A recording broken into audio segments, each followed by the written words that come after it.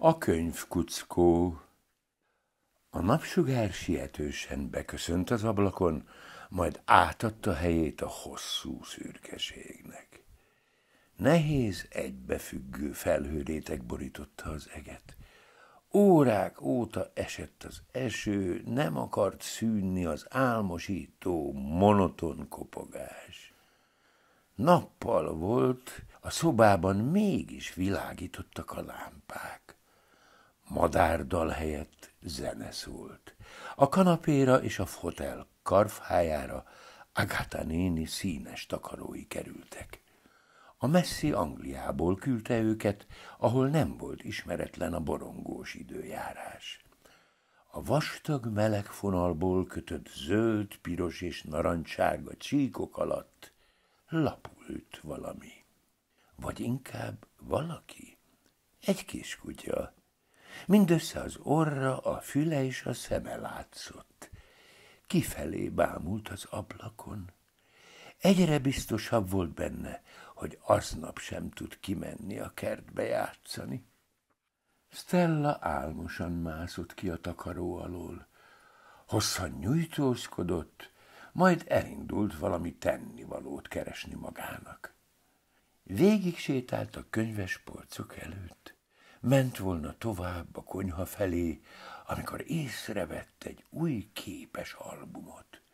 Leszedte, mellé ült a padlóra. Orrával lapozgatni kezdett. Bolygók, csillagászati ábrák, ismeretlennek tűnő tájak fotói sorakoztak a nagy színes oldalakon. Hosszan nézegette a jól kivehető árnyékokat, a könyvek között bárhol meglapulhatott Gedeon és népes családja. Nem voltak marslakók, ezt mindenki tudta. A képek alapján azonban jogosan volt feltételezhető, hogy a Holdról származnak. Hiányos ismereteit újabb könyvek keresésével próbálta kiegészíteni. Az alsó két sort lepakolta, mire előkerült végre a tavak élővilága feliratú kis lexikon. Borítóján termetes leveli béka bámult büszkén a kamerába. Ez minden kétségét eloszlatta. A könyvek adják a legjobb ötleteket unalmasnak tűnő őszi délutánokon. Most is így történt. Új irányt vett a kutatás. A harmadik polcról sikerült levadászni néhány túlméretes kiadványt. Stella elégedetten állapította meg, hogy a szanaszét heverő kupacok tökéletes másolatai a Várak építés szemmel című sorozat első részében látható erődnek. Kanyargó labirintust is talált, ami a szakirodalom szerint arra volt hivatott, hogy távol tartsa az ellenséget. Ezt könnyedén kialakította. Hangos lelkesedéssel ünnepelte az építkezés sikerét. Az őszi csendességbe merülő kertben a zárt ablakon át is hallatszott a hívogató, vidám csaholás.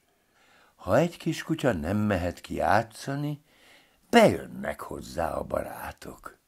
Zakariás, a sün érdeklődve figyelte a házból kiszűrődő hangokat. Meghívásnak vette a dallamos ugatást.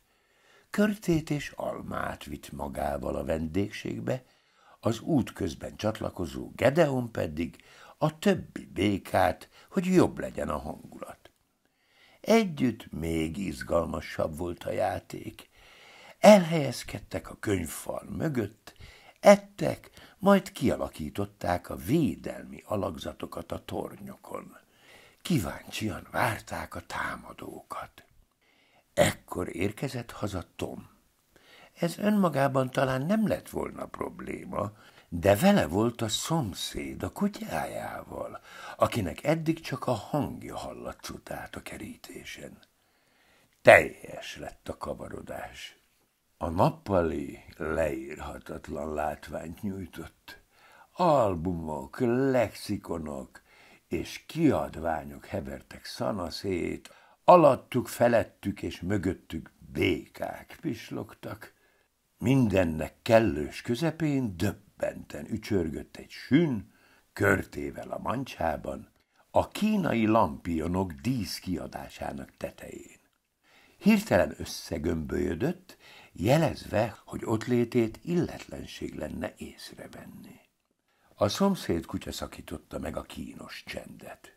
Udvariasnak szánt köszönésével nem sikerült félrevezetni Stellát, aki félelmet nem ismerő lelkesedéssel azonosította be őt ellenségnek.